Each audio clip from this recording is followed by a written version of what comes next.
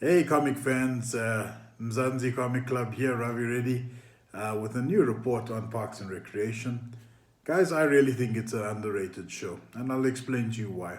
It's created by the same creators of The Office, and to be honest with you, when I started watching it, it was very bland, it was very dull, humor was very dry. I wasn't really into Amy Poehler, to be honest with you, and I only knew Amy Poehler's comedy or references at least in when she always used to collaborate with Tina Fey.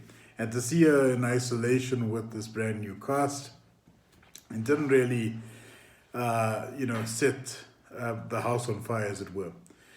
Of course, this show is set in a fictitious town of Pawnee, Indiana, and Leslie Knope is one of the senior managers within a government office, obviously pertaining in which they look after parks and recreation. Other characters include Ron Swanson, Tom Haverford, who is actually an Indian guy who changed his name. I think his surname was Ghani originally to Tom Haverford. And if you look at the name Tom Haverford, it's basically Tom Have a Ford, which is quite weird. But, anyways, be that as it may, the show was still quite dry, and you could see they were trying to copy the same sort of elements that made The Office very successful. Tom Haverford, funnily enough, would play the role of kind of like a Jim Krasinski's role on The Office, where he'll be the voice of reason, if you will. But over time, they made him more materialistic, more thrifty, more materials orientated. And you'd see him wear fancy suits and literally live beyond his means, which is a very interesting talking point with regards to Tom Haverford. Leslie Knope, I think a lot of people would draw comparisons between Knope and Michael Scott. Now, obviously, they're two different universes, two different shows altogether, but Leslie Knope and Michael Scott effectively were the center pieces. They were the main focal points of every show. They were effectively the stars of each show. But both were different. Michael Scott brought that unique, cringe-worthy moments, and he often you could see he was trying to prove a point or trying to get everybody on the same page without much or little to no success. And often there'll always be that moments of, aha, things are happening, people will believe in him, and Michael might have been right inadvertently. But he managed to get people on the same page, and that was Michael's gift. Leslie Knope, on the other hand, is slightly different. She was very enthusiastic, unusually enthusiastic for a government job. And this is brought into light when you draw comparison between Ron Swanson's character, where Ron is a very dry, unwitty, uncaring individual and very anti-government. And it's very interesting to have somebody that's anti-government working in a government office, and to see the two personalities almost clash on a episode by episode basis or episodic basis. It's absolutely unique and awesome to watch. Leslie with a high energy and enthusiasm for wanting to change the world and making it a better place, and Ron, on the other hand, being a man of his own principles and his way of doing things and being trusting of government, which is pretty cool. A pretty awesome dynamic, to say the very least. So now you've got three main characters: Leslie Knope, Ron Swanson, and Tom Haverford. Tom being the most materialistic out of all of them. You got guys like Jerry, who's like almost the butt of every joke. But the funny thing with Jerry is that he's actually the nicest person on the show. He's got fantastic sense of values. He's always caring and considerate of everyone, but he gets treated like absolute dirt by everybody, and that's what makes it interesting.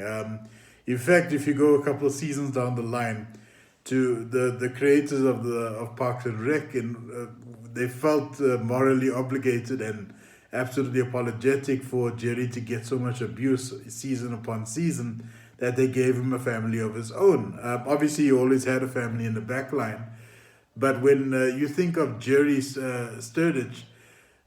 Gergich, sorry, I may even be getting the name wrong. He had a beautiful family. When we're saying beautiful, his wife is played by Christy Brinkley. I mean, you have to see it. I think once you make your way to season 6, it's absolutely incredible. But it's and often it caught the rest of the cast off guard when Christy Brinkley would open the door for them on the Christmas on one of the Christmas episodes, and I think in season 6. But incredible stuff. I would recommend you guys check it out. So in essence, seasons 1 and 2, there was no real direction. It was quite bland. I mean, I think the main story arc was that Leslie Knope wanted to fix a park, which was a quarry. And that's where we get greeted by Andy Dwyer, who was quite a frustrating character in the beginning, a man-child of sorts, but somehow they managed to figure that out and make it sort of a beautiful aspect, or beautified the role, if you will. That role obviously played by Chris Pratt, who's well known in the Guardians of the Galaxy and Jurassic World space. Awesome show. I would recommend it to all to give it a watch. Highly underrated. I think one of the biggest disadvantages is the fact that there was a connecting point with The Office, and The Office in terms of popularity obviously far supersedes Parks and Rec.